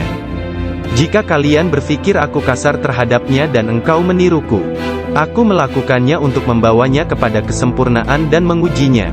Aku melihat dia dalam dunia spiritual yang keras seperti batu, besar seperti gunung." Syekh Abdul Qadir Al-Jailani merupakan contoh tauladan terbesar dari kenyataan bahwa dalam Islam, mencari ilmu pengetahuan adalah kewajiban suci untuk semua orang, laki-laki dan perempuan dari ayunan hingga liang kubur. Dia menjadi orang bijak terbesar di zamannya. Dia menghafal Al-Quran Al-Karim, dan mempelajari penafsirannya dari Ali Abul Wafa Al-Kail, Abu Hatab Mahfuz, dan Abul Hasan Muhammad Al-Qadi. Menurut beberapa sumber, Abdul Qadir Al-Jailani belajar dengan Qadi Abu Said Al-Mubarak bin Muharrami, ulama terbesar pada zamannya di Baghdad. Meskipun telah mempelajari ilmu-ilmu pengetahuan tentang jalan mistik dari Syekh Hamad Ad-Dabas, dan memasuki jalan tasawuf melalui tangannya, namun Syekh Abdul Qadir Al-Jailani telah diberi hirkah, jubah kesufian, sebagai simbol dari jubah Rasulullah oleh Qadi Abu Said. Garis silsilah ijazah spiritual dari Qadi Abu Said Al-Mubarak bin Ali Al-Muharrami, melalui Syekh Abu Hasan Ali bin Muhammad Al-Qurashi, dari Abul Faraj At-Tursusi dari At-Tamimi, dari Syekh Abu Bakar As-Shibli dari Abul Qasim Al-Junaid, dari Sari As-Sakati dari Ma'ruf Al-Karhi, dari Dawud At-Tayyah dari Habib Al-Jami, dari Hasan Al-Basri dari Imam Ali bin Abi Talib. Imam Ali menerima hirkah, jubah kesufian, dari tangan mulia Nabi Muhammad kekasih Allah, Tuhan semesta alam, dan beliau menerimanya dari malaikat utama Jibril alaihi salam, yang menerimanya dari kebenaran Tuhan, Allah Azza wa Jalla. Seseorang bertanya kepada Syekh Abdul Qadir Al-Jailani, apakah yang dia terima dari Allah Ta'ala? Beliau menjawab, tingkah laku dan pengetahuan yang baik. Qadi Abu Said Al-Muharrami berkata, sesungguhnya Abdul Qadir Al-Jailani menerima hirkah dari tanganku. Tetapi aku juga menerima hirkah dari tangannya. Qadi Abu Said Al-Muharrami mengajar di sebuah madrasah miliknya sendiri, di Babul Az di Baghdad. Kemudian dia memberikan madrasah tersebut kepada Syekh Abdul Qadir Al-Jailani, yang mulai mengajar di sana. Syekh Abdul Qadir Al-Jailani telah berusia 50 tahun lebih pada waktu itu. Kata-kata dan ucapannya mempesona dan menakjubkan, sehingga menggugah hati orang-orang yang mendengarnya. Para murid dan jemaahnya semakin berkembang pesat dalam jumlah yang banyak, sehingga tidak ada tempat, baik di dalam ataupun di sekitar madrasah tersebut, untuk menampung para pengikutnya. Syekh Abdul Qadir Al-Jailani berkata mengenai permulaan mengajarnya. Pada suatu pagi aku melihat Rasulullah, beliau bertanya kepadaku, mengapa engkau tidak berbicara? Aku berkata, aku adalah orang Persia, bagaimana aku dapat berbicara dengan bahasa Arab yang indah dari Baghdad? Buka mulutmu, beliau berkata, dan kulakukan perintah beliau. Nabi Muhammad lantas meniup nafasnya ke mulutku 7 kali.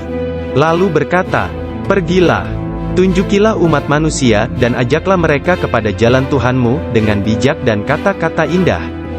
Aku menjalankan sholat zuhur, dan aku melihat orang telah ramai sedang menungguku berbicara. Ketika melihat mereka, aku menjadi gembira, namun lidahku seakan-akan terkunci. Kemudian aku melihat Imam Ali bin Abi Thalib yang diberkati. Dia mendatangiku dan memintaku untuk membuka mulut. Kemudian meniupkan nafasnya sendiri ke dalam mulutku sebanyak 6 kali. Aku bertanya, mengapa Anda tidak melakukannya sebanyak 7 kali, seperti yang dilakukan Rasulullah? Sayyidina Ali berkata, karena rasa hormatku kepada Rasulullah. Kemudian Sayyidina Ali pun menghilang. Dari mulutku yang terbuka, keluarlah kata-kata, sesungguhnya fikiran adalah juru selam. Menyelam jauh ke dalam lautan hati untuk menemukan mutiara kebijaksanaan. Ketika dia membawanya ke pantai kemakhlukannya, dia tumpah dalam bentuk kata-kata dari bibirnya. Dan dengan itu, dia membeli ketaatan tak ternilai di pasar-pasar ibadah Allah.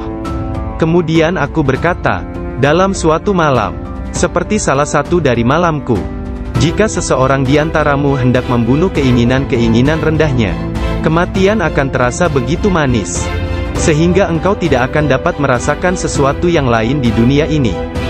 Sejak saat itu, walau bagaimanapun keadaannya, sekalipun bangun atau tidur, aku tetap mempertahankan tugasku mengajar. Banyak sekali pengetahuan tentang keimanan dan agama dalam diriku. Jika tidak berbicara dan menuangkannya keluar, aku akan merasakan bahwa hal itu akan menenggelamkan diriku. Ketika pertama kali mengajar, aku hanya mempunyai 2 atau 3 orang murid saja. Ketika mereka mendengarku, jumlah mereka bertambah menjadi 70.000 orang. Madrasahnya maupun lingkungan di sekitarnya tidak dapat menampung para pengikutnya. Oleh sebab itu, dicarilah tempat yang lebih luas. Orang kaya dan orang miskin di Baghdad turut membantu dalam penambahan bangunan-bangunan yang baru. Mereka yang kaya membantu dengan dana, sedangkan yang miskin membantu dengan tenaga mereka, termasuklah kaum perempuan, yang turut membantu bekerja. Kelak Syekh Abdul Qadir Al-Jailani merupakan seorang imam, ahli dalam masalah-masalah keagamaan, tauhid dan fikih, dan pemimpin dari mazhab Syafi'i dan Hambali dalam Islam. Beliau adalah seorang yang sangat bijaksana dan berpengetahuan luas. Doanya segera dikabulkan, baik ketika berdoa untuk kebaikan dan berdoa untuk hukuman. Dia adalah seorang yang banyak melakukan karomah. Manusia sempurna, yang selalu sadar serta ingat kepada Allah Azza wa Jalla. Muraqabah, berfikir, menerima dan memberi pelajaran. Dia mempunyai hati yang lembut, sifat yang mulia dan wajah yang selalu tersenyum. Dia orang yang peka dan memiliki sikap yang sangat baik. Berakhlak dalam tabiat serta dermawan dalam memberi materi dan nasihat serta pengetahuan. Dia mencintai orang-orang, tetapi secara khususnya, terhadap orang-orang yang beriman dan mengabdikan diri, serta beribadah kepada Zat yang Maha Esa, menolong kepada siapa yang beriman. Dia tampan, selalu berpakaian rapi, pembicaraannya tidak berlebihan dan sia-sia. Apabila berbicara, meskipun dia berbicara dengan cepat, Tetapi setiap kata dan suku katanya yang keluar, terdengar jelas. Beliau berbicara dengan penuh keindahan, dan dia berbicara kebenaran. Berbicara tentang kebenaran tanpa ragu-ragu, mengatakan kebenaran.